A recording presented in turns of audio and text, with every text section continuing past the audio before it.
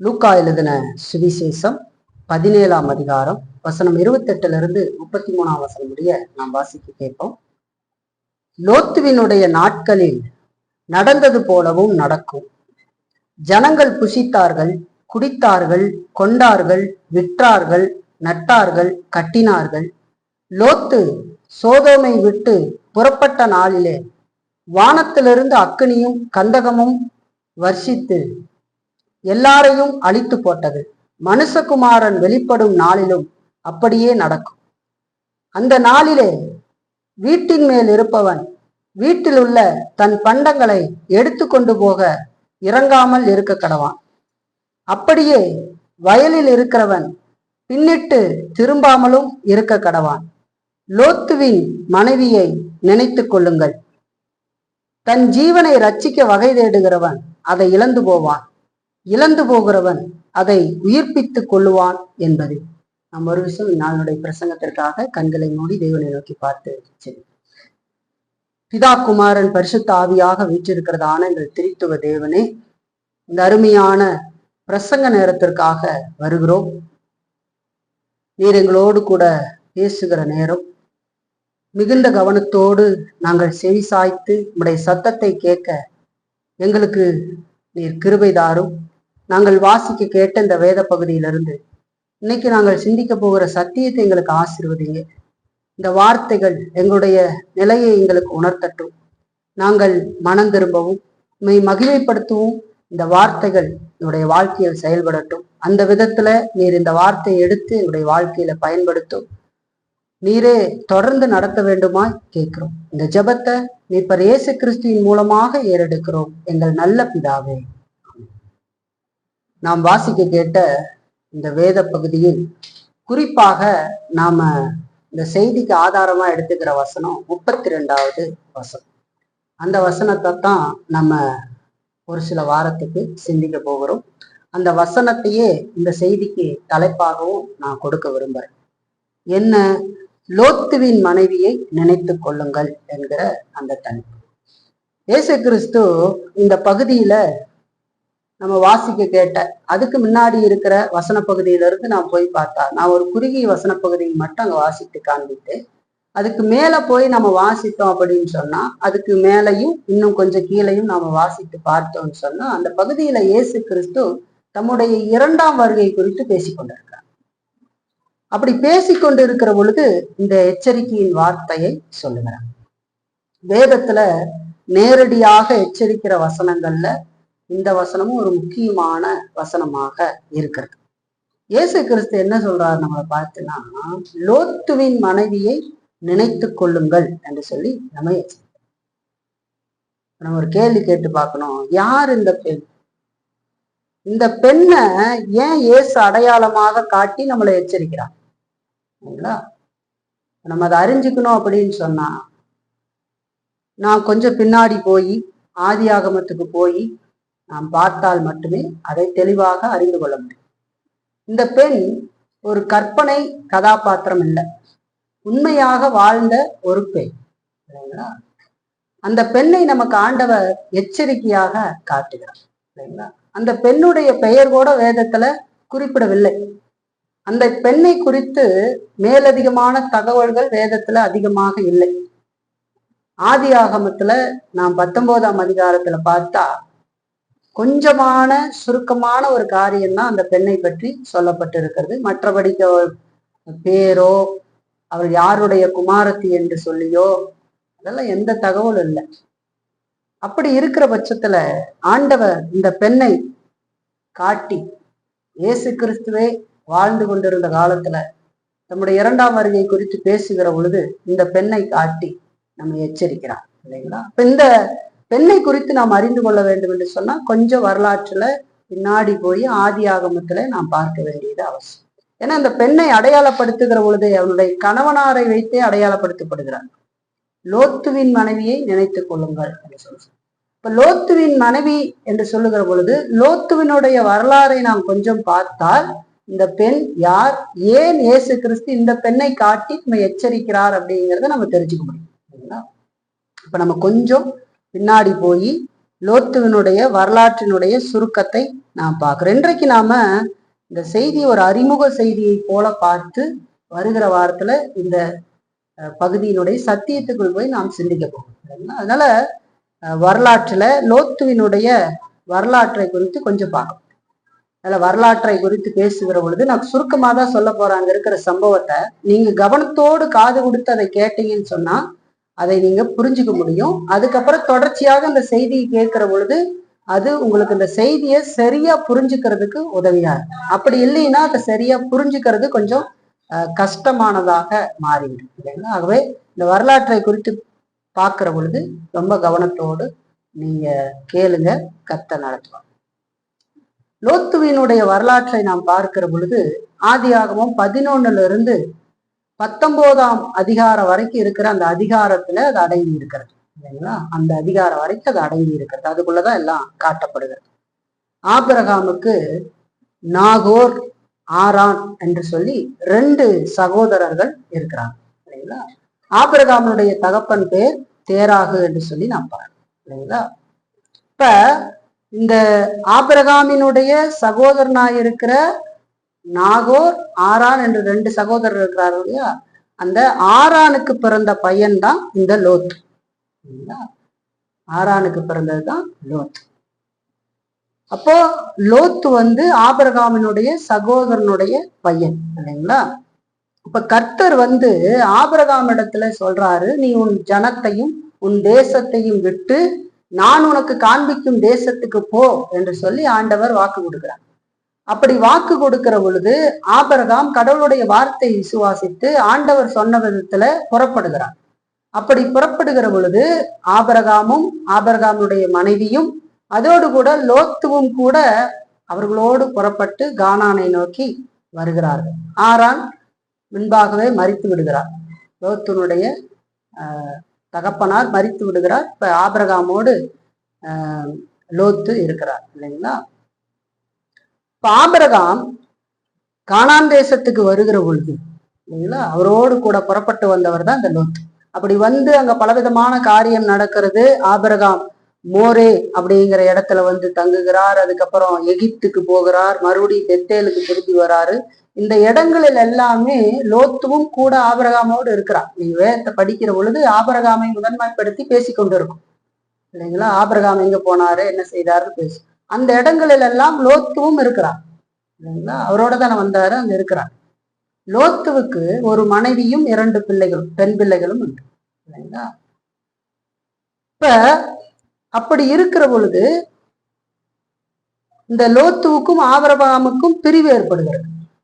பிரிவு எப்படி ஏற்படுகிறதுன்னு சொன்னா, ஆபிரகாமுக்கு நிறைய மிருக ஜீவன்கள், வெள்ளி, பொண்ணு இப்படி நிறைய இருந்து அவர் ஒரு சீமானாக இருக்கிறார் இல்லைங்களா? அதே போல லோத்துவையும் கர்த்தர் ஆசிர்வதித்ததுனால், அந்த நாட்கள்ல ஆசிர்வதித்ததுனால லோத்துவும் கூட ஆடு மாடுகளும் கூடாரங்களும் உடையவராக இருந்தார். நல்லா கவனிச்சுக்கிறார். அப்படி இருக்கிறார். 2 பேரும் இருக்கிறார். இப்ப இத்தனை தூரம் அவங்க பிரயாணப்பட்டு போன இடங்கள்ல எல்லாம் எந்த பிரச்சனையும் இல்லை. ஆனா இப்போ அவங்க அந்த தேசத்துல, இந்த கானானியர் இருக்கிற அந்த தேசத்துல ஒன்றாக சேர்ந்து குடியிருக்க முடியாதபடிக்கு இருந்தது என்று சொல்லி நான் பார்க்கிறேன். ஏன்னா அங்க இருக்கிற நீர்வளம் போதாததாக இருந்தது. இவங்களுடைய எல்லா காரியம் பெருகிற்று. ஆகவே அவங்க ஒன்றாக சேர்ந்து குடியிருக்க முடியல. இப்ப என்ன நடக்குது, 2 பேருடைய மந்தை மேய்ப்பருக்கும் இடையில வாக்குவாதங்கள் உண்டாகிறது இல்லைங்களா? அந்த இடம் பத்தல இல்லையா, யார் அதை மேய்க்கிறது அப்படிலாம் வாக்குவாதம் வருது இல்லைங்களா? அப்ப வாக்குவாதம் வருகிறது இல்லைங்களா? அதனால ஆபிரகாம் என்ன சொல்லுகிறார் லோத்துவின் இடத்துல, நம்ம சமாதானமாக பிரிந்து விடலாம் என்று சொல்லி சொல்றார். நமக்குள்ள வாக்குவாதமும் விரோதமும் வேண்டாம்னு சொல்றார். நம்ம சமாதானமா பிரிஞ்சிடலாம் அப்படின்னு சொல்றார். அப்படி சொல்லி ஆபிரகாம் லோத்துக்கிட்ட சொல்றாரு, நீ உனக்கு விருப்பமான இடத்தை தெரிந்தெடுத்துக்கொள். நீ வலதுபுறத்துல போனா நான் இடதுபுறத்துல போறேன், நீ இடதுபுறத்துல போனா நான் வலதுபுறத்துல போறேன்னு சொல்லி ஆப்ஷன் கொடுத்துட்றாரு இல்லைங்களா? அப்படி சொல்லுகிற பொழுது லோத்து தன்னுடைய கண்களை ஏறிட்டு பார்க்கிறார். யோர்தானுக்கு அருகான அந்த பகுதி ரொம்ப நல்லா இருக்கிற மாதிரி தெரியும் இல்லைங்களா? அதை குறித்து வேதம் சொல்லும் போது அது கர்த்தருடைய தோட்டத்து மாதிரியும் எகிப்து தேசத்தை போலவும் இருக்கிறது மாதிரி அவர் பார்க்கிறார். இல்லைங்களா? அப்படி லோத்துவுக்கு அந்த இடம் தெரியுது, நல்லா அந்த வாழ்வியலுக்கு ஏற்ற சூழல்கள் இருக்கிற மாதிரி இருக்கு இல்லைங்களா? இப்ப யோர்தான் அந்த சமவெளியை தேர்ந்தெடுக்கிறார் லோத்து இல்லைங்களா? ஆனா லோத்து தேர்ந்தெடுத்த இடத்தை குறிச்சு வேதம் சொல்லுகிற பொழுது நமக்கு 13ஆம் அதிகாரத்துல 13ஆம் வசனத்துல சொல்லும் போது சோதோமின் ஜனங்கள் பொல்லாதவர்களும் கர்த்தருக்கு முன்பாக மகா பாவிகளுமா இருந்தார்கள் என்று சொல்லி பார்க்க. இப்ப லோத்து தேர்ந்தெடுத்த இடம் ஒரு பாவம் நிறைந்த இடம் சரிங்களா? இவங்க 2 பேரும் பிரியறாங்க. லோத்துவின் மனைவி கணவனின் யோசனை மாற்றுறதுக்கு எந்த முயற்சியும் எடுக்கு. லோத்துவின் மனைவி தான் இருக்கிறாங்க இல்லைங்களா? அங்கெல்லாம் சைலண்ட்ல இருக்கு, இவங்களையே போக்கஸ் பண்ணி பேசு இல்லைங்களா? நான் எதையும் ஒன்றும் பார்க்கல. இப்ப லோத்து கிழக்கு நோக்கி பயணம் செய்யறாரு. ஆபிரகாம் கானான்லயே தங்கிடுறாரு. இப்ப பாருங்க, ஆபிரகாம் கானான்ல தங்கிடுறாரு, லோத் எங்க போயிடுறாரு? சோதோம் குமாராவுக்கு போறாரு. இப்ப சோதோம் குமாரோல அந்த சோதோம்ல கூடாரம் போடுறார் லோத்து. சோதோம் ஜனங்கள் கர்த்தருக்கு எதிராக பாவம் செய்து கொண்டிருந்தார்கள் அப்படிங்கிறத அறிந்திருந்தார். அவருக்கு தெரிஞ்சுது இவங்க கடவுளுக்கு எதிரானவங்க, இவங்களுடைய பாவம் பெரியதுன்னு தெரிஞ்சிருக்கு. அதனாலதான் அனுதினமும் வேதனைப்பட்டு கொண்டிருந்தார் என்று சொல்லி வேதம் நமக்கு சொல்லுகிறது லோத்துவை குறித்து இல்லைங்களா? இப்படி அவர் வெகு நாள் அங்க வாழ்றாரு. அப்போ அங்க ஒரு போர் நடக்குது. இது நமக்கு ஆதியாகமம் 14 இருக்கு, கவனிச்சுட்டு வாங்க, நான் உங்களுக்கு சுருக்கமா தான் சொல்றேன். போர் ஒன்று நடக்குது. அப்ப பக்கத்து நாட்டு ராஜ்யம் சோதோம் குமரோமின் மேல் போர் செய்து அங்க இருக்கிறத எல்லாம் கொள்ளையடித்து கொண்டு அதோடு கூட லோத்துவையும் அவனுடைய பிள்ளைகளையும் அவனுடைய சொத்து பத்துகள் இதெல்லாம் சில பொருட்களை எல்லாம் எடுத்துக்கிட்டு போயிடுறாங்க. சிறை பிடிப்பாங்க இல்லையா, பிடிச்சுக்கிட்டு போயிடுறாங்க. அதை ஒரு மனிதன் ஆபிரகாமுக்கு சொல்லுகிறான். சொன்னதுக்கு அப்புறம் ஆபிரகாம் 318 பேரை தெரிந்து கொண்டு தன்னோடு இருக்கிற வீட்டில் உள்ள 318 பேரை தெரிஞ்சுக்கிட்டு இந்த ராஜாக்களோடு சண்டையிட்டு லோத்துவையும் அவனுடைய பொருட்களையும் ஸ்திரீகளையும் திருப்பி கொண்டு வந்தான் என்று சொல்லி நான் பார்க்கிறேன் இல்லைங்களா? திருப்பி கூட்டிட்டு விட்டுறாரு. ஆனாலும் எந்த மாற்றமும் அங்க ஏற்படலை இல்லையா? அதுக்கு பின்னாடி நம்ம ஆதி ஆகமத்துலதான் அந்த சம்பவத்தை நமக்கு காட்டு. என்ன காட்டுதுன்னு சொன்னா, சோதோம் குமாராவினுடைய பாவம் தேவ சன்னதியில் எட்டினது என்று சொல்லி பார்க்க. கடவுள் அந்த பட்டணங்களை அழிக்க சித்தம் கொண்டார் என்று சொல்லி பார்க்கிறார். அதனால தூதர்களை அங்க அனுப்புறாரு, 2 தூதர்களை அனுப்புறாரு அந்த பட்டணத்தை அழிக்கிறதுக்கு. அப்ப லோத்து அந்த சோதோமினுடைய வாசல்ல உட்கார்ந்து இருக்கிறார். இந்த 2 தூதர்களையும் பார்த்த உடனேயே அவன் போய் தரை மட்டும் குனிந்து அவங்கள வரவேற்று அவங்கள வீட்டுக்கு அழைக்க. இது தேவ பிள்ளைகளுக்கு இருக்கிற ஒரு அடையாளமா நம்ம பாக்குறோம் இல்லைங்களா? அந்த காலத்துல இருக்கிற ஒரு முறைகள் இல்லைங்களா? அப்படி அவங்கள வரவேற்று அவங்களுக்கு புளிப்பில்லாத அப்பம் சுட்டு விருந்து பண்றார் இல்லைங்களா? அப்படி அங்க அந்த தூதர்கள் முதல்ல வரமாட்டேன்னு சொல்றாங்க. பின்பதாக அவருடைய அழைப்பை ஏற்று வீட்டுக்கு போயிட்டு சாப்பிட்டுட்டு இப்ப படுக்கைக்கு போறாங்க. தூங்குற நேரங்கள் வருகிறது இல்லைங்களா? அந்த நேரத்துல சோதோமில் இருக்கிற வாலிபர்ல இருந்து கிழவன் வரைக்கும் எல்லாரும் 4 திசையிலிருந்து அவங்கள வெளியே விடு, அவங்களோடு நாங்கள் தவறாக நடக்க வேண்டும் என்று சொல்லி சொல்றோம். வாலிபர்ல இருந்து முதியவர்கள் வரைக்கும் இல்லைங்களா? என்ன அப்படின்னா அந்த தேசத்துடைய பாவம் ஓரின சேர்க்கை பாவமா இருக்கு.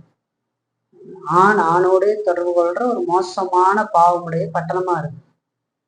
பாருங்க, வந்திருக்கிற விருந்தாளிகளை வெளியோட சொல்லி வாலிபர் முதியவர் என்று வித்தியாசம் இருக்கு. அவ்வளவு அசிங்க நிறைந்த பட்டணம் சொல்றாங்க. அதை கேட்டு லோத்து வீட்டை விட்டு வெளியே கதவை பூட்டி நின்னுகிட்டாரு. நின்னுகிட்டு நீங்க அக்கிரமம் செய்ய வேண்டாம் அப்படின்னு சொல்லி அவங்கள தடுக்கிறார் இல்லைங்களா? வேண்டாம், அந்த மாதிரியை செய்யாதீங்க அப்படின்னு சொல்றாங்க. அதை கேட்டவங்க என்ன சொன்னாங்க தெரியுங்களா? பரதேசியா வந்த இவனா நம்ம கிட்ட நியாயம் பேசுறது? பரதேசினா இவனே பொழைக்க வந்தவர் சொல்றாங்க இல்லைங்களா? இவன் நமக்கு நியாயம் பேசுறதா? இப்ப அவங்களுக்கு செய்யறத பார்க்கலும் உனக்கு அதிக பொல்லாப்பு செய்வோன்னு சொல்லி கதை உடைக்கிறதுக்கு முயற்சி பண்றாங்க. இதையெல்லாம் கேட்டுக்கொண்டிருந்த தேவ தூதர்கள் லோத்துவினுடைய கையை பிடித்து வீட்டுக்குள்ள இழுத்து கதவை சாத்தி அந்த ஜனங்களுக்கு குருட்டாட்டம் முடிக்க வைக்கிறாங்க. ஒரு விதமா பாக்குற மாதிரி இருக்கும், ஆனா தெரியாது, மைன் ஆகுற மாதிரி ஆயிடுச்சு. எல்லாம் அந்த வீட்டை தொலாவி கண்டுபிடிக்க முடியாம அப்படியே மைன்னு சுத்திக்கிட்டு இருக்கிறாங்க இல்லைங்களா. குருட்டாட்டம் பிடிக்க வைத்து விட்டாருன்னு சொல்லிப்பாங்க. இப்ப அந்த தூதர்கள் என்ன சொல்றாங்க அப்படின்னு சொன்னா, இந்த ஜனங்களுடைய கூக்குரல் கடவுளுடைய சமூகத்தில் எட்டிச்சு, அதனால இந்த இடத்தை அழிக்கிறதுக்கு கர்த்தர்களை அனுப்பி இருக்கிறார் அப்படின்னு சொல்றாங்க. சொல்லிட்டு, உங்களுக்கு இந்த ஸ்தலத்துல உனக்கு யாராவது இருந்தா இந்த இடத்துல அவர்களையும் இந்த ஸ்தலத்துல இருந்து வெளியே கொண்டுட்டு போன்னு சொல்றாங்க. உடனே லோத் என்ன செய்யறாரு, தன்னுடைய பிள்ளைகளுக்கு பார்த்து வைத்திருக்கிற மருமகன் இருக்கிறார் இல்லையா, இந்த மருமகன்கிட்ட ஓடி ஆண்டவர் இந்த தேசத்தை அழிக்க போகிறார், அதனால நீங்க வாங்க அப்படின்னு கூப்பிட்டா ஜோக் பண்ற மாதிரி இருக்கு, கேலி செய்வது போல இருக்குதான். அக்னியிலால அந்த பட்டணத்தை அழிக்க போறாரு அப்படின்னு சொன்னா, லோத்து அவங்க கிட்ட பரியாசம் செய்வது போல அவங்களுக்கு இருந்துதான். இப்ப தூதர்கள் என்ன பண்றாங்க, நீங்க அழியாதபடி நீங்க குடும்பத்தோடு வெளியே போங்கன்னு துரிதப்படுத்துறாங்க, அவசரப்படுத்துறாங்க. ஆனா அவங்க ரொம்ப லேட் பண்றாங்க. உதாரணத்துக்கு இங்கிருந்து ஓடி போயிடுங்க, இந்த ஊரை அழிக்க போறேன்னு சொன்னா வீடு பீரோ பணம் இதெல்லாம் விட்டுட்டு எப்படி போறது, இல்ல எல்லாம் இருக்குது, எப்படி நாங்க போறது, நீங்க வெறுங்கையா ஓடி போங்க, தப்பிச்சு ஓடுங்க அப்படின்னு சொன்னாங்க இல்லைங்களா. ஜீவன் தப்ப ஓடுங்கன்னு சொல்றாரு, அழிக்க போறேன்னு சொல்றாரு அக்னியில. ஆனா இவங்க என்ன பண்றாரு, தாமதித்து கொண்டு இருக்கிறார் இல்லைங்களா. ரொம்ப தாமதிக்கிறாங்க, நேரம் போய்கிட்டே இருக்கு இல்லைங்களா, போற மாதிரி தெரியல. ஆனா கடவுள் அவர்கள் மேல் வைத்த இரக்கத்தினால லோத்துவினுடைய கையையும் அவருடைய மனைவியினுடைய கையையும் அவங்க பிள்ளைகள் 2 பேருடைய கையையும் பிடித்து அந்த ஊருக்கு வெளியே இழுத்துக்கிட்டு விடுறாங்க. அவன் போகல, இழுத்துக்கிட்டு விட்டு ஆண்டவருடைய கட்டளையை அவங்களுக்கு சொல்றாங்க. அந்த கட்டளை 4 அந்த கட்டளைகளுக்குள்ள முக்கியமான 4 காரியம் இருந்தது. என்ன தெரியுங்களா, 1 ஜீவன் தப்ப ஓடி போகும் இல்லைங்களா, ஜீவன் தப்ப ஓடுங்க. 2 பின்னிட்டு பார்க்க வேணாம்னு சொல்றாங்க, பின்னாடி திரும்பி பார்க்காத அந்த பட்டணத்தை சொல்ற. 3வது இந்த சமபூமி எங்குமே நிற்க வேண்டாம்னு சொல்றாங்க, எங்கேயுமே நிக்காது, இந்த மலைக்கு ஓடிப்போ அப்படின்னு சொல்றாங்க. மலைக்கு தான் ஓட சொல்றாரு, மற்ற பக்கம் எங்கேயுமே நிக்காதீங்கன்னு சொல்றாங்க சரிங்களா. அப்ப 3வது சமபூமியில் எங்கேயும் நிற்க வேண்டாம், 4வது நீ அழியாதபடிக்கு மலைக்கு ஓடிப்போங்கள் என்று சொல்லி சொல்றாங்க. இந்த 4 காரியமும் அந்த கட்டளைக்குள்ள அடங்கி இருக்கு. ஜீவன் தப்ப ஓடிப்போங்க, பின்னிட்டு பார்க்க வேண்டாம், இந்த சமபூமியில் எங்கு நிற்க வேண்டாம், நீங்க அழியாதபடிக்கு மலைக்கு ஓடிப்போங்கன்னு சொல்ற தெளிவான கட்டளை. நான் லோத் என்ன செய்கிறான், ஆண்டவருக்கு உடைய கண்கள் எனக்கு கிருபை கிடைத்ததுக்காக நன்றி அப்படின்னு சொல்லி நன்றி சொல்றான். சொல்லிட்டு, என்னால அந்த மலைக்கு தப்பிச்சு ஓட முடியாது, ஏன்னா தீங்கு என்னை தொடரும், அதனால நான் மரித்து போயிடுவேன் அப்படின்னு சொல்லி நம்பிக்கை இழந்த வார்த்தைகளை பேசுறான். பேசிட்டு, மலைக்கு வேண்டாம், பக்கத்துல அந்த சோவாருன்ற ஒரு ஊர் இருக்கு, அங்க ஓடி நான் தப்பிச்சுக்கிறேன் அப்படின்னு டீல் பேசிக்கிட்டு இருக்காங்க. பிரச்சனை எப்படி போயிட்டு இருக்கு பாரு. அப்ப லோத்துவுக்கு ஒரு விஷயம் தெரியல, ஓடி போக சொன்ன தேவன் தங்களை ஆசீர்வதிப்பார், வாழ வைப்பார் என்பதை உணரல இல்லைங்களா. மாமிசத்துலதான் சிலது சிந்திக்கிறாங்க இல்லைங்களா. ஏன்னா வெளியே இழுத்துக்கிட்டு விட்ட தேவன், அங்க ஓடுங்கன்னு சொன்ன தேவன் காப்பாற்ற மாட்டாரா. ஆனா இவரோ இந்த பக்கம் இந்த சின்ன ஊருக்கு நான் போயிடுறேன் அப்படின்னு சொல்றாரு சோவார். சரி போ அப்படின்னு சொல்றாரு, சரி போ அப்படின்னு சொல்லிடுறாரு. அதையும் கேட்டு லோத்து சோவாருக்கு போறார், ஓடி அங்க போறாங்க. போகும்போது சூரியன் உதிக்கி விடிக்காதான் சொல்லி. இப்ப கர்த்தர் சோதோமின் மேலும் கொமோரா மேலும் வானத்திலிருந்து கந்தகத்தையும் அக்கினியையும் இறக்குறார் இல்லைங்களா. அந்த பட்டணங்கள், அங்க இருந்த குடிகள், பயிர் வகைகள் எல்லாம் அழிஞ்சு எரியுது, ஒன்னோடாம எல்லாம் செத்து சுண்ணாம்பாகிறான்னு சொல்லுவாங்க, அந்த மாதிரி இருக்கு இல்லைங்களா. அப்படியே ஒரு பயங்கரமான நியாய தீர்ப்பு அங்க நடக்கிறது இல்லைங்களா. பட்டணம் அழியுது. நீங்க இதை சாதாரணமா கேட்கறீங்க, இந்த பட்டணம் தீயில எரிஞ்சுதுன்னா இப்ப மக்கள்லாம் கத்திக்கிட்டு நீங்க எந்த வெளியே ஓடும்போது கொடூரமா இருக்கு இல்லையா, அப்படி இங்க எரிஞ்சுக்கிட்டு. ஆனா லோத்துவின் மனைவி கர்த்தர் கொடுத்த கட்டளை மீறி தாங்கள் வாழ்ந்து வந்த அந்த சோதம் குமாராவை தன்னுடைய கணவனுக்கு பின்னாக இருந்து திரும்பி பார்த்த உடனேயே கடவுள் சொன்ன விதத்துல உப்பு தூணாக மாறி போய்விட்டாள். அப்படியே ஒரு தூணாக மாறி மரித்து போய்விட்டான். அந்த பெண்ணைத்தான் ஆண்டவர் இங்க காட்டுறார். இரண்டாம் வருகை பற்றி பேசிக்கொண்டிருக்கும் போது லோத்துவின் மனைவியை நினைத்து கொள்ளுங்கள். எல்லாமே இங்க இருக்கிறது மாதிரியே வாழ்ந்து கொண்டிருக்கிற வாழ்க்கை இல்லைங்களா? ஆண்டவரே வராத மாதிரி இந்த உலகம் என்றென்றைக்கும் இருப்பது போலவும் நம்முடைய என்றென்றைக்கும் இந்த உலக வாழ்க்கை தான் என்றென்றைக்குமானது என்பது போல வாழ்ந்துகிட்டு இருக்கிற மனிதர்கள், ஆயத்தம் இல்லாத மனிதர்கள், கடவுளுடைய வார்த்தைக்கு கீழ்ப்படியாக இருந்து வாழ்ற மனிதர்கள் இல்லைங்களா? ஆண்டவர் சொல்றாரு, லோத்துவின் மனைவியை நினைத்துக்கொள். லோத்துவின் மனைவி தான் விட்டு வந்ததை திரும்பி பார்க்கிறார். தன்னுடைய காரியம், வாழ்ந்த வசித்த காரியங்களை பார்க்க அப்படியே உப்பு தூணாய் மாறிவிட்டான். இங்க நம்ம பார்க்கும்போது லோத்துவை குறிச்சு வேதம் சொல்லும் போது லோத்துவை நீதிமான் என்று சொல்லி சொல்லுகிறார். அந்த விதத்துல லோத்துவின் மனைவியை சொல்லல. பாருங்க, லோத்துவை நீதிமான்னு சொல்லி பாருங்க. 2 பேதுருல 2ஆம் அதிகாரம் 6-9 வசனம் நான் உங்களுக்கு வாசிக்கிறேன் பாருங்க. 2 பேதுரு 2ஆம் அதிகாரம் 6-9 வசனம்.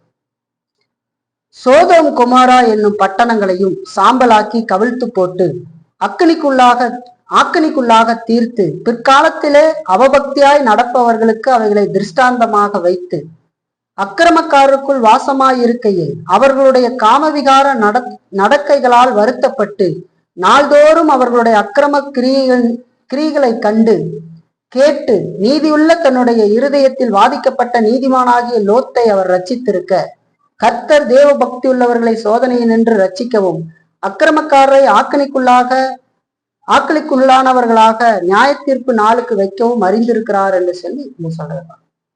பாருங்க, லோத்துவை குறித்து சொல்லும் போது அக்கிரமக்காரருக்குள் வாசமா இருக்கும்போது அவர்களுடைய காமவிகார நடக்கையால் வருத்தப்பட்டு 8ஆம் வசனம் பாருங்க, நாள்தோறும் அவருடைய அக்கிரம கிரிகளை கண்டு கேட்டு நீதி உள்ள தன்னுடைய இருதயத்துல வாதிக்கப்பட்ட நீதிமானாகிய லோத்து என்று சொல்லி.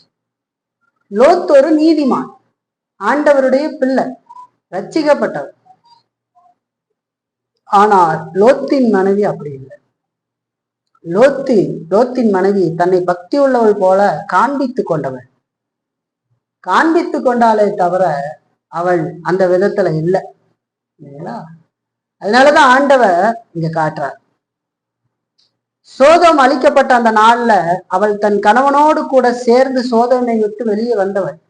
ஆண்டவர் அழைச்சிட்டு வந்தார். ஆனா அவள் இருதயம் எங்க இருக்குதுங்கிறத அது நமக்கு காட்டு. வெளியே வந்துட்டாங்க, ஆண்டவர் அழைச்சிட்டு வந்துட்டார் இரக்கம் பாராட்டி. அவளுடைய உண்மை முகம் எப்ப தெரியுது? ஆண்டவர் சொல்றாரு, உன் ஜீவன் தப்ப ஓடிப்போ, பின்னிட்டு பார்க்காது அப்படின்னு சொல்றாரு. இந்த சமபூமி எங்கும் நில்லாது, நீ அழியாதபடிக்கு அந்த மலைக்கு ஓடி. ஆண்டவர் கொடுத்த தெளிவான கட்டளை. ஆனால் அவளோ தான் விட்டு வந்ததை திரும்பி பார்க்க இல்லைங்களா? அதனால அவ மரித்து போனாள் என்று சொல்லி பார்க்க. இயேசு கிறிஸ்து அவளை நமக்கு ஒரு எச்சரிக்கையாக காண்பிக்கிறார். லோத்தின் மனைவியை நினைத்து கொள்ளுங்கள். ஜான் பெனியன் மோட்ச பிரயாணத்துல கூட அந்த பெண்ணை ஒரு இடத்துல காட்டியிருப்பார். உதாரணமாக நம்ம வாழ்க்கையில நினைத்து பார்க்க வேண்டிய இந்த பெயரறியாத பெண் இல்லைங்களா, நமக்கு எச்சரிக்கையா இருக்கிற வாழ்க்கை ஃபுல்லா நினைச்சு பார்க்கணும் இல்லைங்களா? இன்னைக்கு நம்ம இதை எப்படி நம்ம இதை எடுத்துக்க போறோம்னா, நாம் அடுத்த வாரத்துல இருந்து இதுல இருந்து சில காரியம் சிந்திக்க போறோம். இன்னைக்கு இது ஒரு தெய்வீக எச்சரிப்பு அப்படிங்கிறத நம்ம முதல்ல உணரணும் இல்லைங்களா?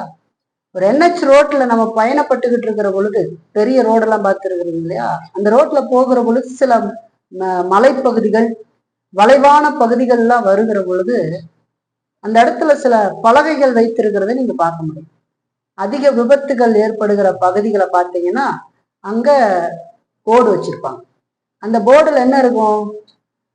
எச்சரிக்கையை வச்சிருப்பாங்க, மெதுவாக போகணும். அதோடு சேர்ந்து அந்த பகுதியில ஆல்ரெடி போய் விழுந்து மரித்து போனவர்கள், ஆக்சிடென்ட் ஆகி மரித்தவர்களுடைய படத்தை எல்லாம் எடுத்து உதாரணமாக வைத்திருப்பார். எதற்காக அதை வைத்திருக்கிறார்கள்? நம்ம எச்சரிக்கும்படி. ஏற்கனவே அழிந்து போனவர்கள், ஏற்கனவே அதே பலகைகள் அங்க வைக்கப்பட்டிருந்தது. இங்க ஸ்லோவா போகணும், அதிக வேகத்தை இது பண்ணக்கூடாது, 2வது கியர்ல இறங்குங்க, இப்படி எல்லாம் வச்சிருக்கோம். அந்த மலை சரிவுல பிரேக் நிக்காது, இப்படி எல்லாம் வச்சிருக்கோம். அதையெல்லாம் மீறி தாண்டோடித்தனமாக போகிற, வேகத்தை குறைக்காம போற, பல காரணங்கள் அதுக்கு சொல்லிக்கிட்டு போற மனிதர்கள் ஆல்ரெடி அங்க விழுந்து மரித்து போய் இருப்பார். அதை எடுத்து வைத்து இப்ப அந்த எச்சரிக்கை பலகையோடு இந்த போட்டாவையும் எடுத்து வச்சு இவர்கள் மரித்திருக்கிறார்கள். அது மாதிரி ஆண்டவர் நமக்கு இந்த எச்சரிப்பை கொடுக்கிறார். லோத்துவின் மனைவியை நினைத்து கொள்ளுங்கள் என்று சொல்லி சொல்றார். நினைச்சுக்கீங்கன்னு சொல்றார். இப்ப இந்த வார்த்தை ஒரு எச்சரிக்கையின் வார்த்தை என்பதை நாம் முதல்ல அறியும். இது எப்படி எச்சரிக்கை வார்த்தைன்னு நம்ம அறிஞ்சுக்கிறது? இன்னைக்கு ஒரு 5 காரியம் அதை பார்ப்போம் சுருக்கமா. அதன் மூலமாக இது எச்சரிக்கையின் வார்த்தை என்று அறிந்து கொள்ளலாம். சில வார்த்தைகள் நமக்கு ஆலோசனையாக கொடுக்கப்படும், சில வார்த்தைகள் ஆறுதலாக இருக்கிறத பார்ப்போம். ஆனா இந்த வார்த்தை எச்சரிக்கை வார்த்தை. நம்பருங்க, லோத்துவின் மனைவியை நினைத்து கொள்ளுங்கள் அப்படின்னு சொல்லுது. அந்த வார்த்தையை அந்த பகுதியினுடைய சூழலை விட்டுட்டு எடுத்து நம்ம இந்த வரலாறுலாம் தெரியாத ஒருத்தர் பார்த்தாங்கன்னா என்ன நினைப்பாங்க? லோத்தியின் மனைவி யாரோ ஒரு பெண்ணை பார்த்து அப்படி நினைச்சுக்கணுன்றாங்கன்ற மாதிரி தானே இருக்கு. வரலாறுலாம் தெரியல. இது எச்சரிக்கையின் வார்த்தைங்கிறத நம்ம அறிஞ்சிருக்கோம். பயங்கரமான எச்சரிக்கையின் வார்த்தை. நம்ம எச்சரிக்கை கவனமா இருக்கும்படி சொல்லுகிற வார்த்தை. அதை நம்ம எப்படி அறிஞ்சுக்கிறது அப்படின்னா, இயேசு கிறிஸ்து முதலாவது இந்த வார்த்தையில அவரை யாரை குறிப்பிடுகிறார் அப்படிங்கிறத நம்ம பார்த்தோம் அப்படின்னு சொன்னா, இது ஒரு எச்சரிக்கை, தெய்வீக எச்சரிக்கை அப்படிங்கிறத நம்ம அறிஞ்சுக்கலாம். அதாவது இந்த வார்த்தையில ஆண்டவர் வேற எந்த பரிசுத்தவானையும் காட்டி கொடுக்கல, நம்ம வாழ்க்கைக்கு காட்டி கொடுக்கல. ஆபிரகாமை நினைத்து கொள்ளுங்கள் அப்படின்னு சொல்ல, ஈசாக்க நினைச்சுக்கோங்கன்னு சொல்லல. இல்ல இன்னும் பெண்கள்ல பார்க்கல இல்லைங்களா, ரூத் இருக்கிறாங்க, சாரால் இருக்கிறாங்க, இப்படி நிறைய பேர் இருக்கிறாங்க இல்லையா, அவங்களையெல்லாம் காட்டி நினைத்து கொள்ளுங்கள் என்று சொல்லி நமக்கு சொல்லல. இப்ப இயேசு கிறிஸ்து யாரை காட்டுறாரு அப்படிங்கிறத நம்ம நல்லா கவனிச்சு பார்த்தோம்னாலே அது ஒரு தெய்வீக எச்சரிப்பு என்பதை நம்ம தெரிஞ்சுக்கலாம். அவர் யாரை காட்டுறாரு? ஒரே அடியா அழிந்து போன ஒரு ஆத்மாவை நமக்கு தனித்து காட்டுறாரு. ஒரே அடியா காலதாமதம் இல்லாமல் அடையாளமாக்கப்பட்ட ஒரு தேவனுடைய நியாயத்தீர்ப்பை பெற்ற அழிந்து போன ஒரு ஆத்மாவை, நித்தியமாக அழிந்து போன ஆத்மாவை நமக்கு காட்டுறாரு. லோத்துவின் மனைவி நினைத்துக் கொள்ளுங்கள் சொல்ற. அது எவ்வளவு சீரியஸ்னு பாருங்க. இன்னைக்கு நம்மளை பார்த்து அதான் சொல்றாரு, லோத்துவின் மனைவி நினைத்துக் கொள்ளுங்கள். எல்லாமே சரியா இருக்குது, எல்லாம் போயிட்டு இருக்குது அப்படின்னு நினைச்சுக்கிட்டு நம்ம வாழ்ந்துடக்கூடாது. நம்ம வாழ்க்கையில எதுவும் நடக்கல, பாட்டுக்கு இருந்துகிட்டு இருக்கிறோம், போயிட்டு இருக்கிறோம், வரோம், அதனால நான் எல்லாம் சரியாதான் இருக்கிறேன் அப்படின்னு நினைச்சிடக்கூடாது இல்லைங்களா? ஆண்டவர் சொல்றார், லோத்துவின் மனைவியை நினைத்துக் கொள்ளுங்கள். 2வது, இப்போது அவர் எந்த விஷயத்தை குறித்து பேசிக்கிட்டு இருக்கிறாருங்கிறத நம்ம பார்த்தோம்னு சொன்னா, அதன் மூலமாக தெய்வீக எச்சரிக்கைங்கிறத நம்ம அறிஞ்சுக்கலாம். நான் ஏற்கனவே சொன்ன மாதிரி இங்க 2ஆம் வருகையை பற்றி பேசிக்கொண்டு இருக்கிறார். 2ஆம் வருகை பற்றி பேசுறாரு. ஆயத்தம் இல்லாமல் பல பேர் இருக்க போகின்ற பயங்கரமான நிலையை பற்றி இப்ப விவரித்துக்கிட்டு இருக்கிறார் இல்லைங்களா? வாழ்க்கையில சுவிசேஷங்கள் வருகிற பொழுது காது கொடுத்து கேட்காம, மனம் திரும்பாம இல்லைங்களா இருந்து வாழ்றாங்க பாருங்க. அவங்க யாரு? ஆயத்தம் இல்லாதவர்கள். சுவிசேஷம் எப்பொழுதும் அறிவிக்கப்பட்டு கொண்டு இருக்கிறது, எல்லாருக்கும் அறிவிக்கப்பட்டது, திருப்ப திருப்ப அறிவிக்கப்படுகிறது.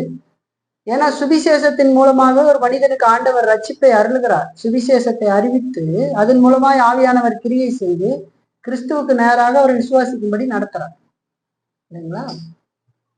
அப்போ அந்த நேரத்துல ஆயத்தம் இல்லாமல் பல பேர் இருக்க போகிறார் இல்லைங்களா?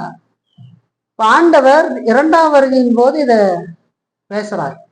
அதாவது 2ஆம் வருகை பற்றி பேசிக்கொண்டிருக்கிற பொழுது இந்த வார்த்தையை நினைவுபடுத்துறார். ஒரு நாள் இதே மாதிரி அழிக்கப்படுவீர்கள்.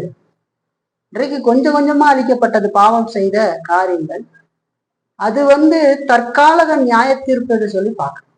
நிரந்தர நியாய தீர்ப்பு ஆண்டவருடைய 2ஆம் வருகையில் வருது. தற்கால சில பாவத்தை கண்ட்ரோல்ல வைக்கிறதுக்காக ஆண்டவர் வரலாறுல இந்த விதமான நியாயத்திற்குள்ள கொடுத்திருக்கிறார். நாம் வாழ்கிற இந்த காலத்திலேயே கொரோனா கொடுத்திருக்கிறார். கொரோனா கூட பாவம் பெறுகிற பொழுது ஆண்டவர் நியாயம் இருக்கிறார். தான் ஒரு உண்டு என்பதை காண்பிக்கிறார். மனுஷன் நினைக்கிறான் நான் தான் எல்லாம், நான் இல்லைன்னா இந்த உலகமே இயங்காது அப்படின்னு. அவனையே இயங்காமல் உட்கார வைத்து நான் ஒருவர் இருக்கிறேன்றத காட்டுறார். கொரோனாவில் எல்லா டிரான்ஸ்போர்ட் எல்லாம் முடிஞ்சு போச்சு இல்லையா, ஜனங்கள்லாம் சம்பிச்சு போயிட்டாங்க இல்லையா. எவ்வளவு டெக்னாலஜி இருந்து என்ன பண்றது, ஒன்றும் பண்ண முடியல இல்லையா. எவ்வளவு பெரிய அறிவாளிகள் இருந்து ஒன்றும் பண்ண முடியல, மருந்து கண்டுபிடிக்க முடியல. அவங்க மருந்து கண்டுபிடிக்கிறதுக்குள்ள பல லட்சம் பேர் செத்து போயிட்டாங்க இல்லைங்களா. அப்போ பாவத்தை கண்ட்ரோலுக்குள்ள வைக்கிறார். இது தற்காலிக நியாயத்தீர்ப்புன்னு பார்க்கிறோம். நிரந்தர நியாயத்தீர்ப்பு வருகிற பொழுது உலகம் முழுவதும் அழிக்கப்படும். அப்ப அந்த இரண்டாம் வருகையை பற்றி பேசிக்கொண்டிருக்கிற பொழுது இயேசு கிறிஸ்து லோத்தின் மனைவியை நினைத்துக் கொள்ளுங்கன்னு சொல்றார். அப்ப ஆண்டவருடைய இருதயத்துல என்ன இருக்கும், இரண்டாம் வருகையில் நடக்க போகிற சம்பவத்தை நினைத்திருக்கோம். அதை நினைவில் கொண்டுதான் அத பேசுறார், நினைத்துக் கொள்ளுங்கள்னு சொல்லி சொல்றார். மூணாவது, இந்த எச்சரிப்பை கொடுத்தது யார் அப்படின்னு நம்ம பார்த்தோம்னாலும் இது தெய்வீக எச்சரிப்புங்கிறத தெரிஞ்சுக்கலாம். இந்த எச்சரிப்பை கொடுத்தது யாரு, இயேசு கிறிஸ்து இல்லைங்களா. பவுல் கொடுக்கல, பவுல் கொடுத்தாலும் அது கடவுளுடைய வார்த்தை தான். இருந்த போது இங்க நம்ம இயேசு கிறிஸ்து கொடுக்கறத பாக்குறோம். இயேசு கிறிஸ்து எப்படிப்பட்டவரா இருக்கிறார், அன்பும் இரக்கமும் நிறைந்தவரா இருக்கிறார். தன்னை விசுவாசிக்காத எருசலேமுக்காக அவர் கண்ணீர் விட்டு அழுதார் என்று சொல்லி வேதம் நமக்கு சொல்லுது. அவர் மானிடத்துல இங்க இருக்கும் பொழுது, தெய்வீகத்திலோட மானிடத்தை இணைத்து கொண்டு இங்க வந்திருந்த காலத்துல அவர் எருசலேமுக்காக கண்ணீர் விட்டு அழுதார்.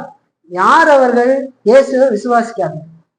பாருங்க, ஒரு வசனத்தை வாசிக்கலாம். லூக்காவிலேயே 19ஆம் அதிகாரம் 41, 42 பாரு.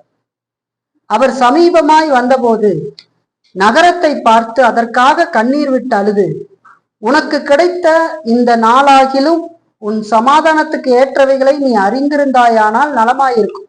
இப்பொழுதோ அவைகள் உன் கண்களுக்கு மறைவாய் இருக்கிறது என்று சொல்லி சொல்றார். பாருங்க, அதற்காக கண்ணீர் விட்டு அழுதாருன்னு சொல்லி, தன்னை விசுவாசிக்காத ஜனங்களுக்காக, இஸ்ரேல் ஜனங்களுக்காக ஆண்டவர் கண்ணீர் விட்டு அழுதாருன்னு பார்க்க, அவர் எவ்வளவு அன்பும் இரக்கமும் நிறைந்தவராய் இருக்கிறாருன்னு பார்க்க. அதே போல சிலுவையில அவரை மறிக்கும்படி, அதாவது சிலுவைக்கு கொண்டு போகும்படி கூச்சலிட்ட அவிசுவாசமான யூதர்கள்லாம் அங்க இருக்கிறாங்க இல்லைங்களா. அவர் சிலுவையில மறிக்கும்போது அங்க ஆண்டவர் அவர்களுக்காக ஜெபிக்கிறாரு. அதை லூக்கா 23:34 நமக்கு சொல்லுகிறது. லூக்கா 23:34 என்ன சொல்லுகிறது பாருங்க.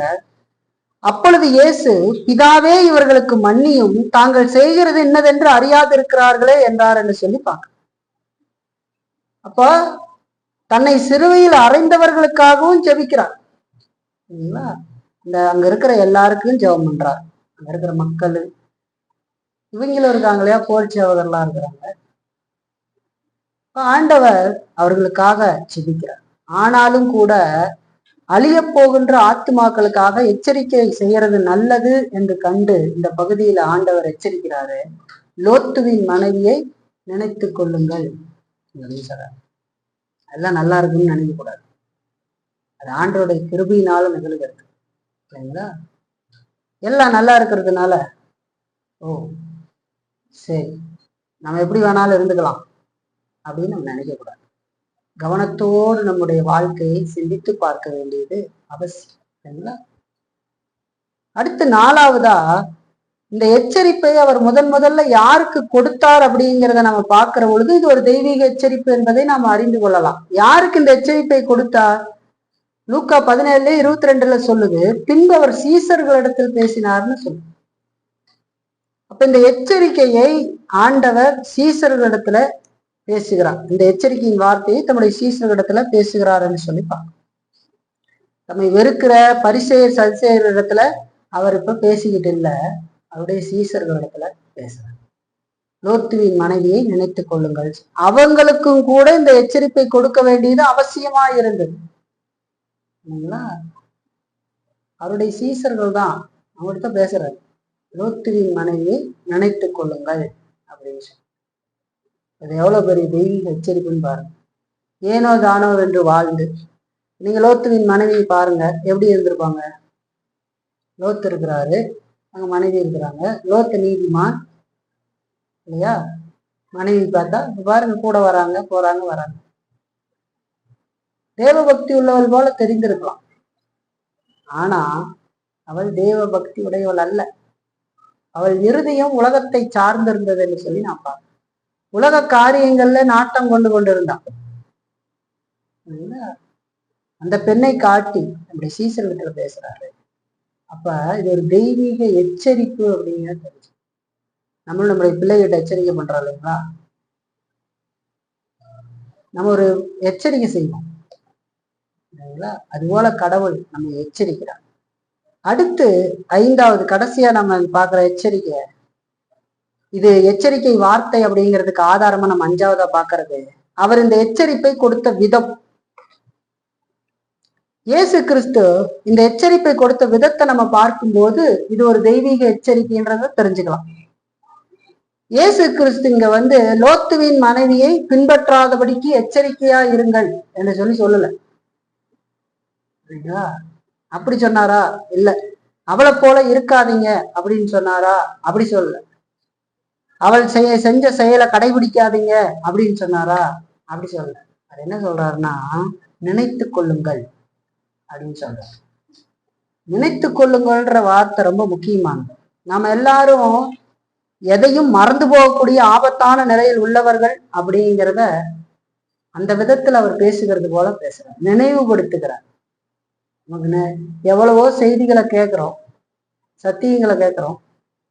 ஆனா நம்முடைய திருக்குள்ள இறுதியும் பல நேரங்கள்ல அதை விட்டுட்டு பாவகரமான காரியத்தை.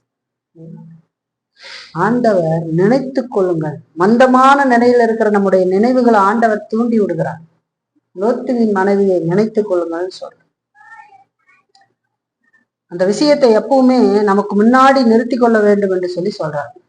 அது படம் மாதிரி நிறுத்தி வச்சு, என் வாழ்க்கை எப்படி இருக்கு அப்படின்னு ஒரு கேள்வி கேட்டு பார்க்கணும். அப்படி நிறுத்திக்க சொல்றாரு. லோத்துவின் மனைவியை நினைத்து கொள்ளுங்கள் அப்படின்னு வச்சிருக்கிறாரு. இந்த 5 காரியங்களை நாம் பார்க்கிற பொழுது இது ஒரு தெய்வீக எச்சரிப்பு அப்படிங்கிறத நம்ம முதலாவது அறிந்து கொள்றோம். ஒரு தெய்வீக எச்சரிப்பு. இந்த எச்சரிப்பை ஆண்டவர் கொடுத்திருக்கிறார். நம்முடைய நாட்கள்லயே நம்ம கவனத்தோடு இதை பார்க்க வேண்டியது அவசியம். இது நமக்கும் தான், நம்மளை பார்த்துதான் சொல்றாரு எச்சரிக்கையா இருந்துச்சு. இது வருகிற நாட்கள்ல நாம் இந்த சத்தியத்துக்குள்ள போய் லோத்துவின் மனைவி என்ன செய்தார்கள் அப்படிங்கிறதையெல்லாம் நம்ம பார்க்க போறோம் இல்லைங்களா? ஏன் இந்த எச்சரிப்பின் வார்த்தை, அதன் மூலமா நாம் என்ன கத்துக்க போறோம் அப்படிங்கிறதெல்லாம் நம்ம பார்க்க போறோம். இன்னைக்கு இது ஒரு எச்சரிப்பின் வார்த்தை என்பதை முதலாவது உணர்ந்து, ரொம்ப சிம்பிளா சொல்லிட்டார் இல்லையா? லோத்துவின் மனைவி நினைத்து கொள்ளுங்கள்னு சொல்றாரு. இது ஒரு எச்சரிக்கை வார்த்தை நம்ம நினைவுல எப்பவுமே இருக்கும். ஆண்டவர் நம்மளை பார்த்து சொல்றாரு, நினைச்சுக்கோ அப்படின்னு சொன்ன ஒரு செய்தியா சொன்னான், நினைச்சுக்கத அப்படின்னு சொல்றோம் இல்லையா? சொல்றாரு, லோத்துவின் மனைவியை நினைத்துக்கொள். இன்னைக்கு இதுல இருந்து 2 பயன்பாடுகளை நம்ம சிந்தித்து முடிப்போம். 2 பயன்பாடுகளை பார்த்து முடிக்கலாம். ஒண்ணு, ஆண்டவருடைய வார்த்தையை அலட்சியம் செய்யாதீர்கள் அப்படிங்கிறது ஒரு பயன்பாடா நான் கொடுக்க விரும்புறேன். இன்னும் இயேசுவை விசுவாசிக்காம, இன்னும் கடவுளை நோக்கி பார்க்காம இருந்தீங்க அப்படின்னா நினைச்சு பாருங்க. நம்மள ஆண்டவர் நேசிக்கிறதுனாலதான் ஆண்டவர் தொடர்ச்சியா வார்த்தைகளை அனுப்புறாரு நம்மகிட்ட இல்லைங்களா? நேசிக்கலைன்னு அனுப்புவாரா? அப்ப நம்ம அந்த வார்த்தையை அலட்சியப்படுத்தக்கூடாது. சோதோம் மனிதர்கள் வாழ்ந்த மாதிரியோ, நோவாவின் காலத்துல வாழ்ந்தவர்கள் போலயோ அவருடைய வார்த்தைய நாம் அலட்சியப்படுத்தக்கூடாது. நீங்க அலட்சியப்படுத்தாது. நோவாவின் காலத்துல வாழ்ந்தவர்கள் எப்படி இருந்தாங்க தெரியுங்களா? வேதம் சொல்லுது, அந்த வசனத்தை நான் உங்களுக்கு வாசிக்கிறேன். அதுலயே சொல்லுது பாருங்க, லூக்கா 17லயே 26 30 வரைக்கும். நோவா காலத்து மக்களும் லோத்துவின் காலத்துல அங்க இருந்தவங்களையும் பத்தி நமக்கு சொல்லுது. 26 30 வரைக்கும் 17ஆம் அதிகாரத்துல லூக்காவில். நோவாவின் நாட்களிலே நடந்தது போல மனுஷகுமாரனுடைய நாட்களிலும் நடக்கும்.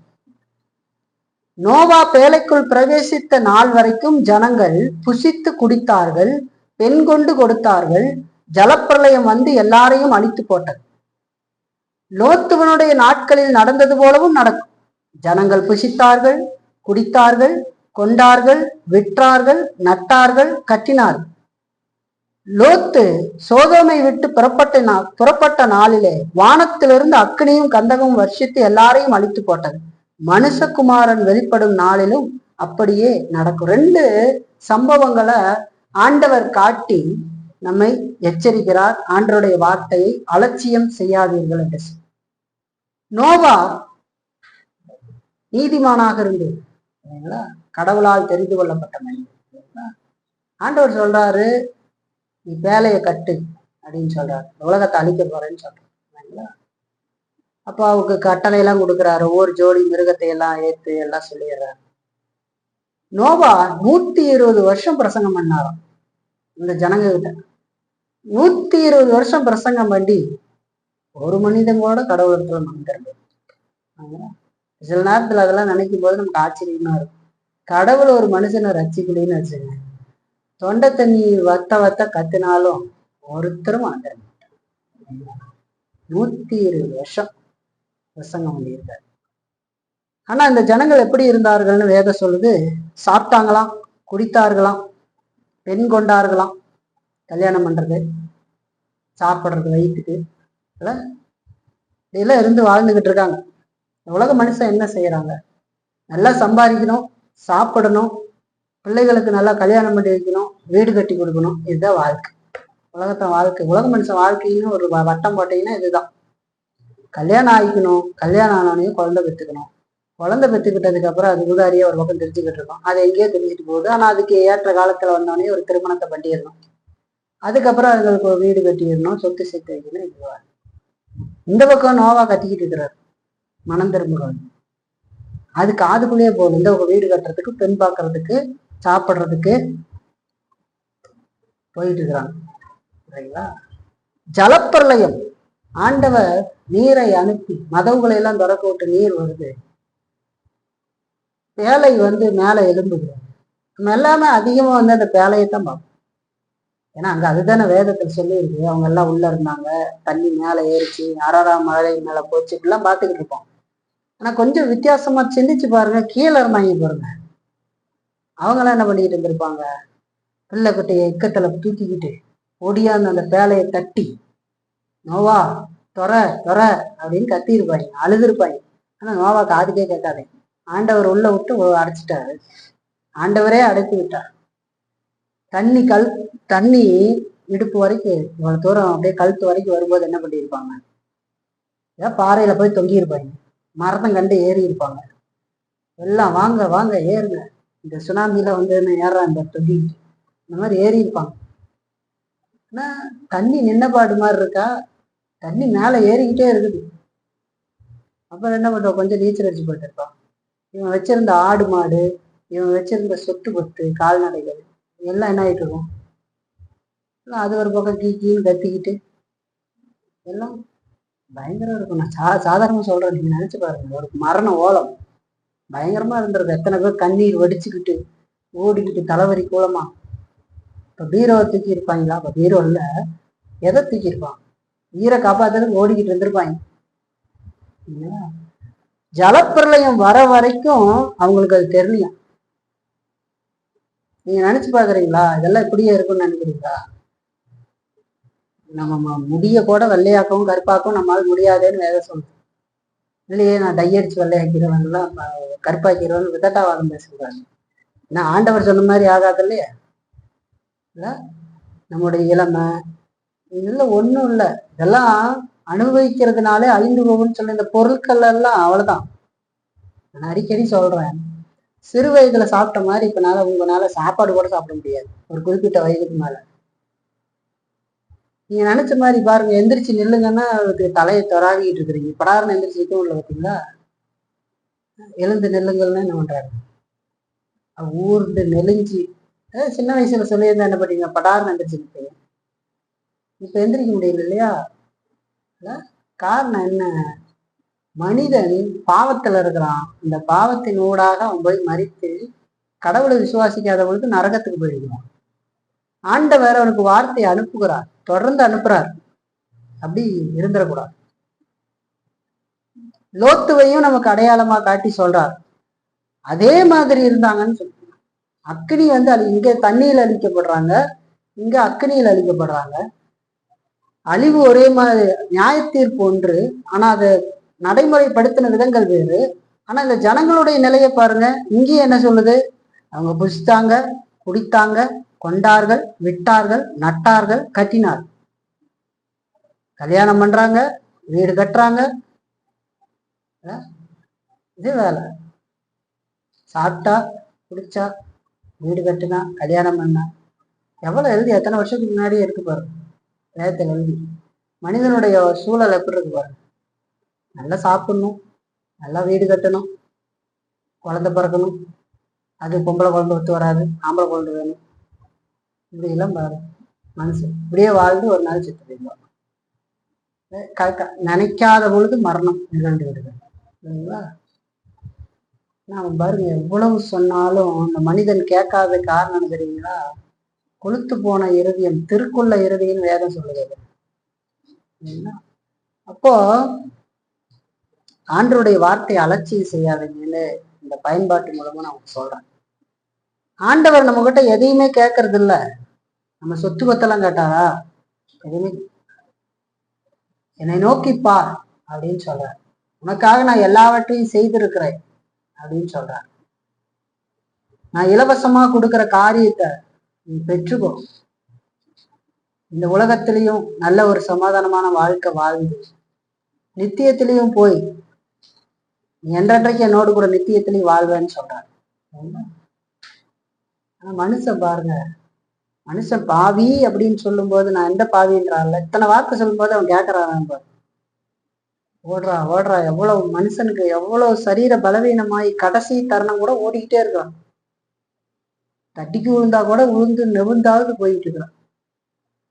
நம்ம கேள்வி கேட்டுக்கணும், ஏப்பா இப்படி பண்றது அப்படின்னு கேட்டு பாருங்க. கேள்வியா, எதுக்கு இப்படி பண்ணிட்டு இருக்கிறீங்க, என்ன பண்ண போறீங்க அப்படின்னு கேள்வி கேட்டு பாருங்க. பதில் இருக்காது. பதில் இருக்கு. என்ன பதில் மிஞ்சி மிச்சனா? பிள்ளைங்களா நல்லவா, வீடு ஒண்ணு கட்டுச்சு, இப்படிதான் சொல்லிடு. வேற என்ன இருக்கு? ஒரு நிம்மதியும் இல்லாம, ஒழுங்கா சோறு திங்காம ஓடிக்கிட்டு, சிலர் சோறு தின்னுக்கிட்டு வாழ்ந்துட்டு இருப்பாங்க. அவ்வளவுதான் வாழ்க்கையே. நீங்க பாருங்க, மனுஷ வாழ்க்கை சாப்பாடு, வீடு, கல்யாணம், அதோட மண்ணுக்கு போயிட வேண்டியதான். இதை சுத்தி வேற ஏதாவது சொல்லுங்க. இதுலதான் குறியா இருந்து அதிகமான பேர் இதுதான் ஆகிட்டு. அதைத்தான் இங்க வேற சொல்லுங்க. அப்ப ஆண்டவர் சொன்ன வார்த்தை நிறைவேறின பொழுது அவங்களுக்கு எவ்வளவு மோசமா இருந்திருக்கும் பாருங்க. நோவா காலத்து மக்களும் குமாரா காலத்து மக்களும் எப்படி இருந்திருப்பாங்கன்னு பாருங்க. வார்த்தையை கேட்காம விட்டுட்டுமே நினைச்சிருப்பாங்க இல்லையா? இப்ப எப்படி கேட்க முடியும்? கதவை அரைச்சிட்டாங்களே. இன்னைக்கெல்லாம் சொல்லிக்கிட்டே இருந்தேன், ஒருத்தர் 120 வருஷமா கத்திக்கிட்டு இருந்தானே அப்படின்னு சொன்னாங்களா? எவ்வளவு இருக்குன்னு பாரு. நீங்க கூட இயேசு கிறிஸ்து திரும்ப வரப்போவதில்லை அப்படிங்கிற மாதிரி வாழ்ந்துகிட்டு இருக்கிறீங்களான்னு கேள்வி கேட்டுப்பாரு. ஆண்டவரே வரமாட்டாரு, எனக்கும் மரணமே வராது, நான் சாகவே மாட்டேன்ற மாதிரி நினைச்சிட்டு இருக்கிறீங்களா? அப்படி நினைச்சுக்கிட்டு இருந்தீங்கன்னா ஜாக்கிரதையா இருங்கன்னு சொல்றேன். ஏன்னா இயேசு கிறிஸ்து சொல்றாரு, லோத்துவின் மனைவியை நினைத்துக்கோள். ஆண்டவர் வார்த்தை சொல்றாரு, திரும்பி பார்க்காரு. திரும்பி பார்த்து உப்பு தூணாலா மாறினாலா? மனுஷகுமார் வரனாலும் அப்படி நடக்கும். இன்றைக்கே ஆண்டவர்கிட்ட மனம் திரும்புங்க. இயேசு கிறிஸ்து விசுவாசி, ஆண்டவர் வேற எதுவும் கேட்க மாட்டார். இயேசுவை நோக்கி பாரு. ஆண்டவரே, பாவியாகிய மனிதன், என்னுடைய பாவத்துக்கான எந்த காரியத்தையும் என்னால செய்ய முடியாது. நான் வீடு வாங்கிடுவேன், சொத்து வாங்கிடுவேன், அதையா வாங்கிடுவேன். ஆனா எனக்கு ரட்சிப்பை வாங்க முடியாது என் வாழ்க்கையில். இந்த ரட்சிப்பை கொடுக்கறது நீர் தான். அதுக்காகத்தான் உங்களுடைய குமாரன் அந்த உலகத்துல அனுப்பி நாங்க அடைய வேண்டிய அந்த கோபாக்கினியை அவர் மேல கொடுத்து, அவர் அந்த அளவுக்கு தண்டித்து எனக்கு நீதியை சம்பாதித்து அதை சுவிசேஷத்தின் மூலமா அனுப்புகிறேன். அதை நான் தள்ளுனேன்னா நான் எவ்வளவு பெரிய மோசமானவனா இருப்பேன். எனக்கு இரக்கம் பாராட்டுங்கன்னு ஆண்டவர்கிட்ட வந்தீங்கன்னா, ஆண்டவர் தன்னிடத்துல வர ஒருத்தரையும் புறம்பே தள்ள மாட்டேன்னு சொல்றாரு. இன்னைக்கு ஆண்டவர்கிட்ட வாங்க, ஆண்டவருடைய வார்த்தை உதாசீனம் செய்யாது. அதான் முதல் பயன்பாடு. ரெண்டாவது, 2 எஜமான்களுக்கு வேலை செய்ய உங்களால் முடியாது. உங்களுக்கு தேவ பக்தி இருக்குதா அப்படின்னு ஒரு கேள்வி கேட்டுப்பாரு. உங்களுடைய தேவ பக்தி எப்படி இருக்குதுன்னு கேள்வி கேட்டுப்பாரு. இல்லைங்களா? கடவுளுடைய பிள்ளைகளாக இருக்கிற உங்களுடைய வாழ்க்கையில சில காரியங்களை செய்து வைத்து விட்டு இதுதான் தேவ பக்தின்னு நினைக்காது. லவோதிக்கியா சபை பார்த்து சொல்லும் போது ஆண்டவர் ஒரு வார்த்தை சொல்றாரு, குளிரும் இல்லாமல் அனலும் இல்லாமல் இருக்கிறீர்கள்னு சொல்ற. நீங்க குளிரா வாய்து அனலா வாய்து இருந்தா நல்லா இருக்கும்னு சொல்றாரு. இல்லைன்னா வாயிலிருந்து வாந்தி பண்ணி கொடுவேன்னு சொல்றாரு. இல்லைங்களா? நீங்க 2 எஜமான்களுக்கு வேலை செய்ய முயற்சிக்கிறீங்களா அப்படின்னு கேள்வி கேட்டு பாருங்க. அதாவது தேவனுக்கும் உலகத்துக்கும் ஒரே சமயத்துல 2ஓடு உறவாடுறதுக்கு நீங்க நினைக்கிறீங்களா அப்படின்னு ஒரு கேள்வி கேட்டு பாருங்க. அதுக்கு ஏசு என்ன பதில் சொல்றா தெரியுங்களா? அப்படிலாம் முடியாதுங்கிறாரு. 2 எஜமான்களுக்கு உங்களால வேலை செய்ய முடியாது. பாருங்க, மத்தேயு 6:24 பாருங்க, ஆண்டவர் சொல்றாரு பாருங்க, 2 எஜமான்களுக்கு ஊழியம் செய்ய ஒருவனாலும் கூடாது. ஒருவனை பகைத்து மற்றவனை சிநேகிப்பான், அல்லது ஒருவனை பற்றி கொண்டு மற்றவனை அசட்டை பண்ணுவான். தேவனுக்கும் உலகப் பொருட்களுக்கும் ஊழியம் செய்ய உங்களால் கூடாது என்று சொல்றான். ஆண்டவரையும் வேணும், ஆண்டவரும் வேணும், இந்த உலகமும் எனக்கு வேணும், 2ஐயும் ஒரே நேரத்துல திருப்திப்படுத்துவேன் அப்படின்னு சொன்னீங்கன்னா ஆண்டவர் சொல்றாரு முடியாது. அப்படின்னா என்ன அர்த்தம்னா, நமக்கு இந்த உலக தேவைகள்லாம் சந்திக்கப்பட வேண்டாமா? எதுவா இருந்தாலும் ஆண்டவருக்குள்ள இருந்து நாம் பார்க்கணுமே தவிர, ஆண்டவரை ஒரு பக்கமும் உலகத்தை ஒரு பக்கமும் கரெக்டா தராசுல வச்சு பாக்குற அந்த காரியம் ஒண்ணு, ஒருத்தனை சிநேகித்து மற்றவனை பகைப்பான். நீங்க இயேசுவை சிநேகிச்சீங்கன்னா உங்களால உலகத்துல அதிகமா இதை கடவுளை போல ஆராதித்து வாழ முடியாது. இந்த உலக வாழ்க்கை எல்லாமே கடவுளுக்குள்ள இருந்து பார்க்கப்படும். நம்முடைய ஆசீர்வாதங்கள் எல்லாம் கடவுள் கொடுத்தது என்று பார்க்கப்படும். ஆண்டவருக்கு நன்றியறிதலோடு நாம் வாழுவோம். பணத்துல நம்பிக்கை வைக்க மாட்டோம். அதெல்லாம் இப்போ நீங்களே கேள்வி கேட்டு பாருங்களேன், ஆண்டவர் சொன்னது உண்மையா இல்ல நீங்க நினைக்கிறது உண்மையா? ஏன்னா ஆண்டவர் சொன்னது தானே உண்மையா இருக்கும். ஒருத்தனை சிநேகிப்பான், ஒருத்தனை பகைப்பான். அப்போ உலகத்தை நேசிக்கும் போது என்ன பண்றாங்க? ஞாயிற்றுக்கிழமை. அப்ப என்ன நடக்குது? அங்க எனக்கு பணம் தான் கடவுள், தேவன் கடவுள் அல்ல. 6 நாள் ஆண்டவர் உலகத்தை படைத்து 7ஆம் நாள்ல ஓய்ந்திருந்து நீங்கள் ஓய்ந்திருங்கள், என்னோட இருங்கன்னு சொல்றாரு. 6 நாள் நீ கடுமையாய் வேலை செய், உன்னை நான் ஆசீர்வதிப்பேன்னு சொல்றார். ஒரு நாள் நீ என்னோடு கூட இருக்க வேண்டும் அப்படின்றார். அப்படி சொல்லுகிற பொழுது நாம் போகிற பொழுது என்ன செய்ய ஆரம்பிக்கிறோம்னா, நான் கடவுளை நம்பல, நான் சோவாருக்கு ஓடி போகிறேன்னு சொன்னார் பாருங்க. அந்த மாதிரி சிந்திச்சு பாக்குறோம். நம்ம சிந்திச்சு பார்ப்போம்ல, வேலைக்கு போலினா இன்னைக்கு போலினா இவ்வளவு நட்டமாயிடும், இதெல்லாம் நடக்குமா, எல்லாம் கையை விட்டுட்டு போயிடுவாங்களா அப்படின்னு ஒரு யோசனை வரும். நிச்சயமா வரும். ஏன்னா அப்படி நம்ம சிந்திக்கிறது நம்ம பக்கத்துல இருந்து சிந்திக்கிறோம், நம்ம மனுஷ மூலையில இருந்து சிந்திச்சு பார்க்கணும். இல்லைங்களா? சிந்திச்சு பார்த்துட்டு அதெல்லாம் நம்ம திங்க் பண்ணி அப்படி யோசிக்கிறோம். ஆண்டவர் சொல்றாரு, நான் உன்னை ஆசீர்வதிப்பேன். நம்ம ஆண்டவர் பக்கத்துல இருந்து சிந்தித்து பார்க்காததுனாலதான் உலக காரியத்துல ஈடுபடுவோம், கடவுளுடைய காரியத்துக்கு டாட்டா காட்டியிருப்போம். டாட்டா பாய் பாய். அது பொழுது ஒரு நேரத்துக்கு செய்யற ஒரு காரியமா. நம்ம ஒரு காரியத்தை எப்ப செய்வோம்? நமக்கு ஆகாத காரியமா இருந்து, ஒரு எவனாவது சினிமா பாக்குறதையே ஒரு நாளைக்கு 4 படம் பார்த்துக்கிட்டு ஒரு படம், அவரு சினிமாங்கிறத என்னத்துக்கு வச்சிருக்காங்க? ஒரு பொழுதுபோக்கு மாதிரி வச்சிருக்காங்க. லீவு நாள்ல ஏதாவது இருந்தா அப்படி சாயந்தரமா போயிட்டு வரலாம் அப்படின்பா. ஆண்டவர் ஆராதிக்கிறது அப்படியா? ஆண்டவர் தான் நம்மளை படைச்சாரு, இந்த உலகத்தை படைச்சாரு, நமக்கு கை கால் எல்லாத்தையும் படைச்சு நம்மளை ஆரோக்கியத்தை வச்சு நம்ம நடத்துறாரு. இல்லைங்களா? அப்போ அந்த காரியத்துக்கு தான் நம்ம அப்படி பார்க்கணும்.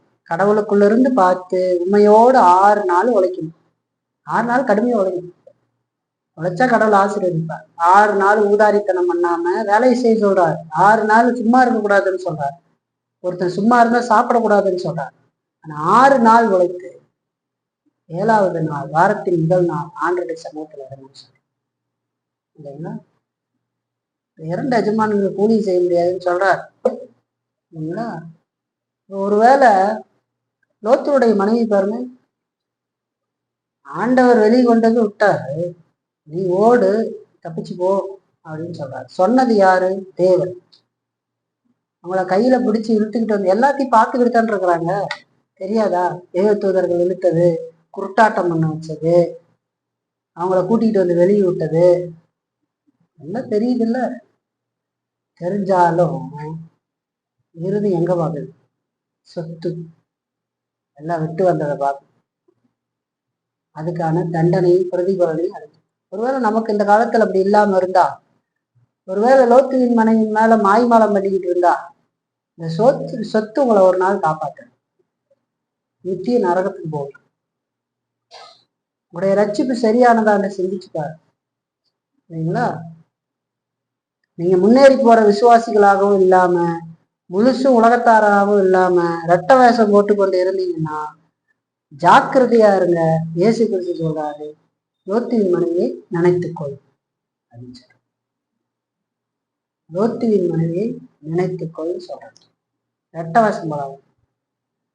கடவுளுக்குள் இருந்து எல்லாம் பாருங்க. ஆண்டவர் மேலும் ஆசீர்வதிப்பாரு. எல்லாம் கிடைக்கும். நம்மளை ஆண்டவர் நேர்த்தியா நடத்துவார். இல்லைன்னா நமக்கு ஆண்டவர் நினைவுபடுத்தி காட்டுறாரு. இந்த பெண்ணை, லோத்துவின் மனைவியை நினைத்துக்கோள். 2 காரியத்துக்கு இது பண்ண முடியாது. விட்டா சொத்தையும் தூக்கிட்டு ஓடிடலான்னு பாக்குறது இல்லையா? எல்லாம் வண்டி வச்சு பொறுமை. அப்பெல்லாம் வண்டி கிடையாது. இருந்தா கொஞ்சம் டைம் கொடுங்க ஆண்டவர், எல்லாம் பெட்டி படுத்தில வண்டி ஆடெல்லாம் ஏற்றுவோம், வேன்ல ஏற்றிக்கிட்டு போயிடுறோம் அப்படின்னு கேட்டாங்க. அப்ப அதோட சீரியஸ்னஸ் தெரியல இல்லையா? நம்முடைய வாழ்க்கையில இயேசு விசுவாசி இருக்கிறவங்க வாழ்க்கையில நீங்க எப்படி இருக்கிறீங்க? முன்னேறி செல்ற விசுவாசிகளா இருக்கிறீங்களா வாழ்க்கையில அப்படின்னு கேட்டுப்பாரு. ஒன்னும் முன்னேறி செல்ற விசுவாசியாவும் இல்லை, இந்த உலகத்தானாவும் இல்லை. இடையில ரெட்ட வேஷம் போட்டு விட்டு கிறிஸ்துவ மாதிரி வாழ்ந்துக்கிட்டு, ஆராதனையில மட்டும் இருந்துகிட்டு, தனிப்பட்ட வாழ்க்கையில ரொம்ப மோசமா வாழ்ந்துகிட்டு, எதுக்கும் அடங்காதவனாட்ட வாழ்ந்துகிட்டு, ஒரு நல்ல சாட்சி இல்லாத வாழ்க்கையை வாழ்ந்துகிட்டு நீங்க போய் இயேசுவை பத்தி யாருக்காவது சொன்னீங்கன்னா சிரிச்சாங்க பாருங்க, கேலி பண்ணாங்க பாருங்க மாமா மருமகள், அந்த மாதிரி சிரிப்பாங்க. ஏன்னா உங்க வாழ்க்கையில தான் எதையுமே காணுமே. உங்களுடைய வாழ்க்கை, உங்களுடைய பேச்சு, உங்க குடும்ப வாழ்க்கை எதுலையுமே ஆண்டவரே தெரியலையே. அப்புறம் நீங்க போய் சொல்ற வார்த்தையை பார்த்தா கெட்ட போகான்னு சிரிக்கத்தான் செய்வாங்க. எப்படி சிரிக்காம இருப்பாங்க? அந்த இயேசு உன் வாழ்க்கையில முதல்ல என்ன செஞ்சாருன்னு தெரிஞ்சுப்பேன். நீங்க ஒரு இயேசுவை சொல்லிட்டு இருக்கிறீங்க, அந்த இயேசு உன் வாழ்க்கையில முதல்ல என்ன செய்தார், உன் வாழ்க்கையில என்ன மாற்றத்தை கொண்டு வந்தாரு அப்படின்னு கேள்வி கேட்பாங்க. 2 எஜமான்களுக்கு வேலை செய்ய உங்களால் முடியாது, நம்மால் முடியாது. அதனால நாம் இயேசுவை எஜமான்களாக கொண்டிருக்கிற வேலைக்காரன், ஆண்டவருக்கு மட்டுமே சேவை செய்து ஆண்டவருக்குள்ளாகவே எல்லாவற்றையும் பார்த்து ஆண்டவரை மகிமைப்படுத்தி வாழ அழைக்கப்பட்டது. சீசர்கள் இடத்துலதான் இது சொல்றாரு. அவங்களுக்கும் இந்த எச்சரிப்பு அவசியமா இருக்கு. ஆகவே இந்த எச்சரிப்பை, இந்த தெய்வீக எச்சரிப்பை நம்முடைய வாழ்க்கையில அன்றாடம் நினைத்து இதெல்லாம் எழுதி வச்சுக்கிற மாதிரி வச்சுக்கணும். லோத்துவின் மனைவியை நினைத்துக் கொள்ளுங்கள். 2 பயன்பாடை பார்த்திருக்கோம். இன்னும் இயேசுவை விசுவாசத்தை ரசிக்கப்படாதவங்க ஆண்டருடைய வார்த்தையை அலட்சியம் செய்யாதவங்க இன்னைக்கு இயேசுவாங்க, ஆண்டவர் ரட்சிப்பு கொடுப்பாரு. அதே போல ரட்சிக்கப்பட்டு இருக்கிறவங்க நீங்க உங்களுடைய ரட்சிப்பை சிந்திச்சு பாருங்க இல்லைங்களா? அது சரியானது தானா அப்படின்னு பாருங்க. கடவுளுக்குரிய வாழ்க்கையில போற மாதிரி இருக்குதா, இல்ல அனலும் இல்லாம குளிரும் இல்லாம இருக்குங்க, சூடாவும் இல்லாம கூலிங்காவும் இல்லாம இருந்தா ஒண்ணு வரும். நீங்களே ஒரு ஜூஸ் வாங்க, என்னாவது ஒரு பாதாம் பால் வாங்க போறீங்க, ஒண்ணு பாதாம் பால் சூடா இருக்கணும், டீ மாதிரி ஒரு பாதாம் குடிக்கலாம். இல்லைன்னா சில்லுன்னு ஒரு பாதாம் பால் போட்டு தருவாங்க, ஐஸ் கட்டியில போட்டு. அந்த பாதாம் கொஞ்சம் சூடு கொஞ்சம் சில்லுன்னு உனக்கு கொடுத்தா வாயில வச்சா வாந்தி வர மாதிரி இருக்காதா? வாந்தி வர மாதிரி இருக்கு. அந்த மாதிரி நம்ம வாழ்க்கை இருக்கக்கூடாது. அனலும் இல்லாம குளிரும் இல்லாம கவனத்தோடு நம்ம வாழ்வோம். இந்த பெண் ஆண்டவர் எச்சரிக்கையா நமக்கு காட்டிருக்காரு. ஆகவே நம்ம இதை நினைப்போம், கர்த்தர் நடத்துவாரு. வருகிற நாட்கள்ல இன்னும் அதிகமாக அதை குறித்து நம்ம சிந்திப்போம். கடவுள் நமக்கு உதவி செய்யணும்.